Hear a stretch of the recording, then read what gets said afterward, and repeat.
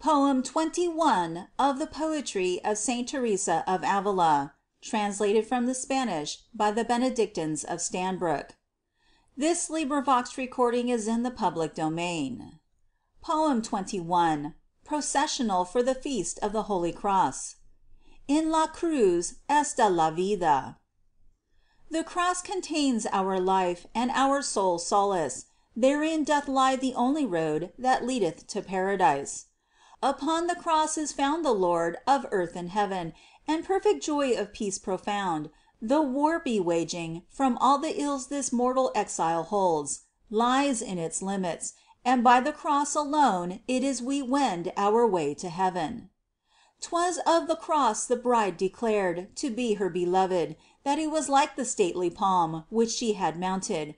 The very God of heaven himself its fruit hath tasted, and by the cross alone we wend our way and march to heaven.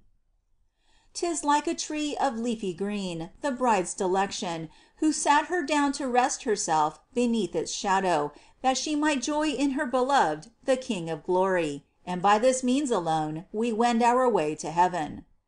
In sight like to a precious olive, the holy cross with its oil blessed of unction doth anoint and doth illumine. Then, O my soul, embrace the cross with joy and gladness, for 'tis the road only whereby we reach to heaven. The soul which to its God hath been abandoned wholly, being within its heart of hearts detached from all things earthly, finds in the cross the tree of life and of all comfort and a delightsome path whereby it wends to heaven. For since upon the cross the Saviour hath freely rested, it hath become the source of glory and of honor. In suffering it becomes our life, our consolation, and 'tis the safest way whereby to wend to heaven. Then let us journey on to paradise, ye nuns of Carmel. Let us with eagerness embrace the cross and follow Jesus. For 'tis our way, our light whereby to guide us, which in itself contains all consolation, O nuns of Carmel. If dearer than the apple of your eye you keep your threefold pledges, 'twill from 1,000 grievous ills exempt you of trials and afflictions that beset us, we nuns of Carmel.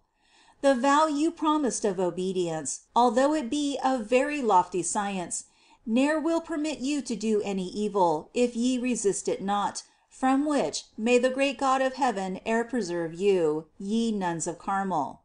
The vow of chastity observe with the most watchful vigilance. Seek God alone, and keep yourselves in solitude with him, regardless of the world, O nuns of Carmel. What men call poverty, if in entirety kept when it is vowed, contains great riches, and opes the gate of heaven to our coming, O nuns of Carmel. If these we practice, we shall win victory in all our combats, and in the end shall rest with him who hath created earth and heaven, we nuns of Carmel. Poem 22.